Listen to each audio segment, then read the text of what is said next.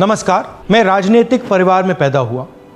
जब मैं छोटा सा था 1980 में प्रियंका और मैं घर में लेई बनाते थे, रात को निकलकर पोस्टर चिपकाते थे। चुनाव समझता हूं, 20 साल से मैं स्वयं चुनाव लड़ रहा हूं। पोलिंग कैसे होती है, पोलिंग बूथ कैसे मैनेज किया जाता है, वोटर लिस्ट, फॉर्म 17, ये सब मैं गहराई से समझता हूं। कुछ समय पहले हमें दाल में काला लगा। चुनाव के नतीजे आते थे, मूड एक तरीके का होता था, रिजल्ट दूसरे तरीके का। मुझे याद है उत्तराखंड में हम चुनाव हारे।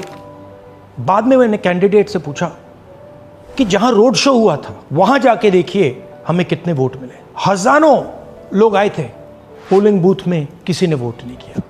यह असंभव था, यह हो ही नहीं सकता। उसके बाद छत्तीसगढ़ और मध्य प्रदेश के रिजल्ट, हमें लगा कुछ ना कुछ गलत हो रहा है। 2018 में मध्य प्रदेश में चुनाव होता है, हम जीतते हैं। हमारी सरकार चोरी हुई थी। 2023 में चुनाव होता है, मैंने अपने आंखों से भारत जोड़ो यात्रा में देखा, भयंकर एंटी इनकम्बेंसी, और हमें 65 सीट मिलते हैं। इम्पॉसिबल, हो ही नहीं सकता। और फिर महाराष्ट्र में पहली बार हमें सबूत मिला। विधानसभा और लोकसभा के बीच में जादू से नए वोटर आते हैं, और जहां भी इन नए वोटर्स ने वोट किया वहां वोट बीजेपी को गया। महाराष्ट्र चुनाव के बाद जब हमें डाउट हुआ, हमारे गठबंधन के सारे नेताओं ने प्रेस कॉन्फ्रेंस किए और हमने इलेक्शन कमीशन से कहा कि आप हमें वोटर लिस्ट दीजिए, वीडियो रिकॉर्डिंग दीजिए। इलेक्शन कमीशन ने मना किया। ना उन्होंने हमें वोटर लिस्ट दी और ना उन्होंने वीडियो रिकॉर्डिंग दी। डाउट हुआ, क्यों नहीं दे रहे, क्या कारण है? तो हमारे दिमाग में सवाल उठा, क्या इलेक्शन कमीशन बीजेपी की मदद कर रहा है? क्या इलेक्शन कमीशन ही इलेक्शन को चोरी करवा रहा है? इसके बाद हमने एक टीम सेटअप की और हमने उन्हें कहा कि आप जाइए, एक कंस्टिट्यूएंसी में जाके ढूंढिए, सच्चाई ढूंढिए, किस प्रकार से चीटिंग की जा रही है, किस प्रकार से यह काम किया जा रहा है और कौन कौन इस काम को कर रहे हैं। सबसे महत्वपूर्ण बात यह है कि इलेक्शन कमीशन डिजिटल डेटा नहीं देता है, फिजिकल डेटा देता है। मतलब लाखों कागज में वोटर लिस्ट दे देगा, मगर डिजिटल वोटर लिस्ट किसी को कभी नहीं देता है। क्यों नहीं देता? कारण क्या है? कारण है कि अगर डिजिटल डेटा मिल जाए तो इलेक्शन कमीशन की सच्चाई पूरे देश को पता लग जाए। हमने टीम को बताया, मैंडेट दी कि आप जाके चेक कीजिए, आप 5-7 सीटों पे पता लगाइए कि चीटिंग हुई, और अगर हुई तो कैसे हुई। टीम ने हमें एक दिन बताया कि 5-7 सीटों पे काम किया ही नहीं जा सकता। क्यों? मैंने उनसे पूछा क्यों नहीं किया जा सकता। उन्होंने मुझे ये कागज दिखाए। ये जो कागज हैं, ये एक लोकसभा के कागज नहीं है, ये एक विधानसभा के कागज है, और इन कागजों को हमने मैन्युअली सॉर्ट करना पड़ा।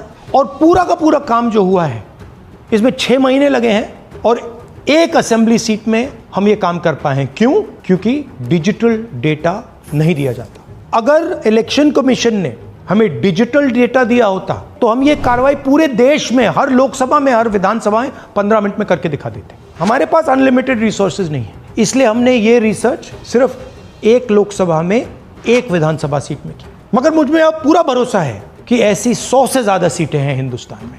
जो यहां हुआ है उन सीटों में भी हुआ है। और याद रखिए, अगर बीजेपी को 10-15 सीटें कम आती तो आज नरेंद्र मोदी प्रधानमंत्री नहीं होते, इंडिया गठबंधन की सरकार होती। जांच ने 5 तरीके की चोरी पकड़ी है।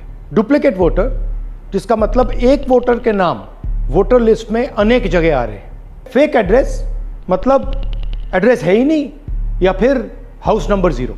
Bulk voter in single address, मतलब एक छोटे से घर में 40, 50, 60 लोग रह रहे हैं। इनवैलिड फोटोज, छोटी सी फोटो है या फिर फोटो ही नहीं है, और वो जो छोटी फोटो है वो दिखती भी नहीं है। कौन है, किसका चेहरा है, नहीं पता लग सकता। Misuse of form 6। Form 6 first time voters के लिए होती है, मतलब जिनकी एज 18-20 साल की हो, मगर वोटर लिस्ट में 90 साल के लोग फॉर्म 6 का प्रयोग कर रहे हैं। चुनाव में 6,50,000 वोटर थे, उसमें से 1 लाख चोरी के थे। अब मैं आपको 5 उदाहरण देता हूं। ये देखिए, गुरकीरत सिंह डांग, इसका नाम 4 अलग अलग बूथों पे आता है। ये कैसे हुआ और क्यों हुआ? एक और उदाहरण, विशाल सिंह, वाराणसी में वोटर लिस्ट में नाम है और बेंगलोर में 2 बार वोटर लिस्ट में नाम आता है। क्या ये वाराणसी में वोट कर रहे हैं या बेंगलोर में वोट कर रहे हैं या दोनों जगह वोट कर रहे हैं? एक और उदाहरण देखिए, हाउस नंबर 0। तो आपने कभी सुना है हाउस नंबर 0? हमने तो नहीं सुना था, मगर बेंगलोर में हजारों हाउस नंबर 0 हैं वोटर लिस्ट पे। हाउस नंबर 35 की कहानी सुनिए। छोटा सा घर है, ज्यादा से ज्यादा 4 लोग रह सकते हैं, मगर इस 35 में 80 लोग वोटर लिस्ट में रजिस्टर्ड हैं। ये ERO ने कैसे अप्रूव किया, क्यों अप्रूव किया, पता लगाना है। अच्छा, अब ये देखिए वोटर लिस्ट, इनकी फोटो देखिए, या फोटो है ही नहीं या फिर छोटी छोटी फोटो है तो दिख नहीं सकती। इन वोटर आईडीज पे वोट दिया गया है। अब मैं आपको बताता हूं शकुन रानी की कहानी।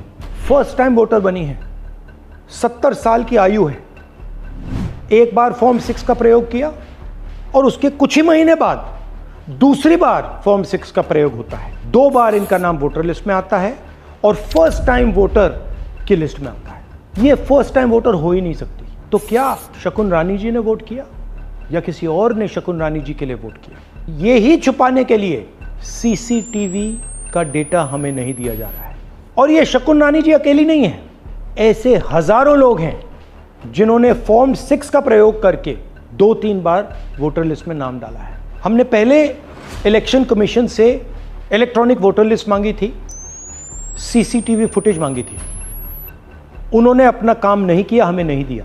फिर हमने अपना इन्वेस्टिगेशन कराया, RTI भरे और हमारे पास डेटा आया। भाई और बहनों, सच्चाई यह है कि हिंदुस्तान में इलेक्शन कमीशन और बीजेपी मिलकर इलेक्शन चोरी कर रहे हैं। ये पूरा का पूरा सबूत ब्लैक एंड व्हाइट में आज हमने आपको दिया है।